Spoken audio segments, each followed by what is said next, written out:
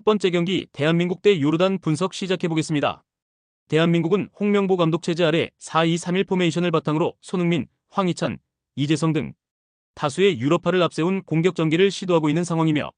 그러나 직전 오만전에서 1-1 무승부라는 충격적인 결과를 받아들었고, 그 과정에서 상대 전력에 대한 분석 부재와 전술적 허점이 여실히 드러났고, 특히 알리 알부사이디의 왼발을 전혀 대비하지 못한 채 수비 조직이 무너졌고, 실점 상황은 감독의 정보 수집 부족이라는 뼈아픈 지적을 받을 수밖에 없었고, 여기에 에이스 이강인이 부상 여파로 100% 컨디션이 아닌 상황이라 공격 전개 시 창의성이 떨어질 우려도 있고, 그리고 백승화고 정승현까지 소집 해제된 최악의 상황이다. 반면 요르단은 셀라비 감독 체제에서 3-4-3 포메이션을 안정적으로 운용하고 있으며, FC 서울 소속 야잔 알 라이마트가 중심을 잡는 수비 라인이 매우 견고한 모습이며, 또한 무사 알마이너스타마리는 프랑스 리그에서의 경험을 바탕으로 날카로운 움직임과 중거리 슈팅 능력을 통해 최근 어매치에서도 꾸준히 공격 포인트를 기록하고 있고, 요르단은 전방 압박보다 중원 압축과 라인 간격 유지에 집중하면서 역습 루트에서 매우 효율적인 전개를 보여주고 있고, 객관적 전력에서는 한국이 앞서지만 현재 전술적인 짜임새와 조직력, 그리고 상대 전력 분석에 기반한 준비도는 요르단이 더 안정적인 구조를 갖추고 있다. 홍명보 감독은 직전 경기에서 드러난 전술적 허점을 극복하지 못한 채 다시 한번 상대를 얕잡아보는 경기 운영을 펼칠 가능성이 크고, 요르단은 수비 조직력과 공격 전환의 완성도에서 높은 수준을 유지하고 있으며, 무사 알마이너스타마리를 필두로 한 전방 압박은 한국의 불안정한 수비 라인에 위협이 될 수 있고, 이번 경기는 한국의 홈이라는 점을 감안하더라도 전술적 준비도와 경기력 흐름 측면에서 요르단의 우세 가능성이 충분히 존재하는 매치업이다. 두 번째 경기 스위스 대 룩셈부르크 분석 시작해보겠습니다. 스위스는 야킨 감독 체제 아래 4-2-3-1 포메이션을 안정적으로 운영하며 공수 전환 속도가 빠르고 세밀한 패스 전개가 인상적인 팀이며, 공격진의 중심은 암두니로 전방에서의 연계와 결정력이 모두 뛰어나며, 우그리니치는 이선에서의 유기적인 움직임을 통해 공격폭을 넓힌다. 몬테이로는 중원에서 볼 배급과 수비 밸런스를 책임지며 팀의 중심축 역할을 수행하고 있고, 스위스는 수비 시 4-4-2로 형태를 바꾸며 공간 압박을 강하게 가져가고, 공격 시 좌우 풀백의 오버래핑을 적극적으로 활용해 다양한 득점 루트를 만들어낸다. 전체적으로 전술적 조직력과 개별 기량 모두에서 안정적인 밸런스를 갖추고 있다. 반면 룩셈부르크는 홀츠 감독의 3-4-3 전형을 바탕으로 수비적인 운영에 집중하지만 전방에서의 연계와 빌드업 완성도는 한계가 뚜렷하며, 로드리게스, 모레이라, 시나니를 중심으로 반격을 노리지만 피지컬과 조직력 모두에서 열세에 놓여있는 상황이며, 특히 수비 시 압박의 강도와 간격 유지에 문제가 많아 스위스의 이선 침투와 박스 근처 콤비네이션 플레이를 막아내기엔 어려움이 따를 수밖에 없고, 전체적인 전력 차이는 명확하며 스위스가 경기 전반을 주도할 가능성이 매우 높다. 스위스는 조직적인 전술 구조와 개별 선수들의 기량 모두에서 우위를 점하고 있으며 홈 경기에서의 주도권 장악 능력도 뚜렷하고, 룩셈부르크는 수비적인 운영에 집중하겠지만 빌드업과 압박 회피 능력에서 한계를 드러낼 가능성이 높고, 이 경기는 전체적인 완성도에서 앞서 있는 스위스가 무난하게 경기를 풀어나갈 수 있는 매치업이다. 세 번째 경기 리히텐슈타인 대 카자흐스탄 분석 시작해보겠습니다.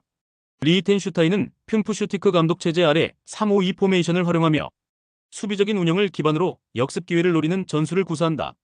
하지만 전체적으로 전방에서 볼을 지켜줄 자원이 부족하고 공격 시 패스 정확도와 템포 조절에 미흡함이 자주 드러나는 약체 전력이며, 노타로, 비엘 셀레를 중심으로 수비 조직을 정비하고 버티는 축구에 가까운 운영을 선호하고 있으며, 이는 곧 득점 가능성이 매우 낮은 흐름으로 이어질 공산이 크다. 카자흐스탄은 체르체소프 감독이 4-4-2 포메이션을 활용하며 타기베르겐과 체스노코프를 중심으로 중앙에서 점유율을 유지하면서 역습 전개를 노리는 형태고, 사무로도프는 전방에서 볼키핑과 마무리를 담당하지만 직전 웨일즈 원정 이후 장거리 비행을 소화한 상황이라 체력적인 부담이 상당하며, 이러한 피로 누적은 선수들의 움직임 저하와 집중력 하락으로 이어지며 체르체소프 감독 특유의 조직적인 압박 전술도 후반으로 갈수록 무뎌질 가능성이 높다. 두 팀 모두 공격에서 큰 위력을 발휘할 요소가 부족하고, 특히 카자흐스탄은 피로 누적으로 인해 수비적 운영을 더 중시할 가능성이 높고, 리히텐슈타인은 기본적으로 공격 창의성과 속도가 모두 부족한 팀이기 때문에 이번 매치업은 전체적으로 낮은 템포와 단조로운 흐름으로 진행될 가능성이 매우 높다. 네 번째 경기 북마케도니아 대 웨일스 분석 시작해보겠습니다. 북마케도니아는 밀레프스키 감독 체제 아래 4-2-3-1 전형을 운영하며 전형적인 중앙 밀집 측면 전개 중심의 템포 축구를 구사하고 있고, 하지만 최근 들어 미오브스키와 트라코브스키의 호흡이 맞지 않는 장면이 잦아지고 있으며 바르디 역시 중원에서의 영향력이 예전만 못한 상태고, 결과적으로 공격 템포가 늘어지며 득점 루트가 단조롭고 예측 가능한 패턴으로 흐르는 점이 단점이 존재한다. 즉, 전방에서의 위협도는 낮고 찬스 생성 빈도 역시 적은 흐름이 반복되고 있다. 웨일즈는 벨라미 감독이 이끄는 4-2-3-1 체제를 유지하고 있지만 이번 경기에서 가장 큰 변수는 극심한 장거리 비행으로 인한 체력 소모고, 서유럽 끝자락 웨일즈에서 동유럽 끝에 있는 북마케도니아까지의 이동은 선수 컨디션과 회복에 분명한 악영향을 미칠 수밖에 없고, 윌슨, 컬렌, 브레넌 존슨 같은 자원들이 개개인 역량은 뛰어나지만 집중력 저하와 체력 부담이 동반되는 상황에선 전술 수행 능력이 크게 떨어질 수 있는 구조다. 전체적으로 본다면 양팀 모두 공격 템포를 올릴 수 없는 흐름이며 특히 중원에서의 볼 다툼과 전개 속도 자체가 느려질 공산이 커 이번 경기는 답답한 공방과 무득점 흐름 속에서 루즈한 전개가 이어질 매치업이라 볼 수 있다. 다섯 번째 경기 몬테네그로 대 페로제도 분석 시작해보겠습니다. 몬테네그로는 프로시네츠키 감독 체제 아래 3-5-2 포메이션을 기반으로 중앙 미드필더 숫자, 우위를 통한 점유율 확보와 측면 윙백 활용에 집중하고 있고, 요베티치는 전방에서 연계 능력이 뛰어나며 크르스토비치는 결정력 있는 움직임으로 박산에서 위협적인 존재감을 드러낸다. 가장 큰 전술적 강점은 3명의 미드필더 구성을 통해 중원 전개에서 안정감을 확보할 수 있다는 점이며, 부코티치가 수비형 미드필더로 중심을 잡고 좌우 미드필더가 공격으로 지원하며 전방 압박 후 볼 탈취 전환 플레이가 깔끔하게 이루어지고 있다. 반면 페로제도는 클락스타인 감독의 지휘 아래 3-4-3 포메이션을 유지하고 있으나 중앙 미드필더 숫자가 2명에 불과해 중원 싸움에서 밀릴 수밖에 없는 구조고, 쇠렌센과 크누드센은 왕성한 활동량으로 커버 범위를 넓히려 하지만 수적인 열세로 인해 상대의 패스 흐름을 차단하기엔 무리가 따를 수밖에 없고, 또한 바트나마르가 전방에서 고립되는 장면이 자주 발생하며 측면으로 볼이 전개되더라도 중앙과의 연계 부족으로 인해 공격이 단절되는 구조다. 전체적으로 이번 경기는 중앙 점유율 싸움에서의 수적 우위가 경기 흐름을 좌우할 변수이며, 이를 바탕으로 몬테네그로가 경기 주도권을 장악하고 슈팅 찬스도 더 많이 창출해 나갈 가능성이 높다. 여섯 번째 경기 지브롤터 대 체코 분석 시작해보겠습니다.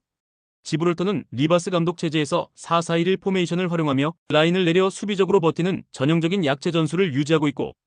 드바르가 최전방에서 버텨주는 역할을 맡고 있지만 전방으로 이어지는 빌드업 자체가 거의 없고 중원에서도 볼 점유율이 극히 낮은 팀이며, 특히 브리토, 극캔런 등 수비진이 페널티 박스 부근에서 순간적인 스피드 대응이나 위치 선정에 어려움을 드러내고 있어 수비적 취약점이 반복적으로 노출되고 있는 상태고, 체코는 하세크 감독 체제에서 4-3-3 전형을 유지하고 있으며 좌우 윙어의 하프스페이스 침투 중앙의 빠른 연기를 통해 효율적인 득점 루트를 구축하고 있고, 클리멘트가 중앙에서 중심을 잡고 술츠와 흘로제크가 양측면에서 콤팩트한 연계 패턴과 볼 순환을 통해 수비 라인을 흔드는 데 매우 능한 선수들이며, 특히 흘로제크는 페널티 박스 근처에서 크로스보단 커싱과 박스 안쪽 진입에 강점을 보이며 상대 수비의 블록을 무너뜨리는 역할에 특화된 자원이고, 이는 지브롤터의 수비 라인 구조상 커버와 협력 수비의 허점이 크게 드러날 가능성이 있다는 의미다. 양팀의 전력차는 전술, 기량, 경험 모든 면에서 크며 체코가 전술적으로 압도적인 점유율과 높은 위치에서의 압박, 박스 안 침투를 기반으로 경기의 흐름을 장악할 가능성이 높다.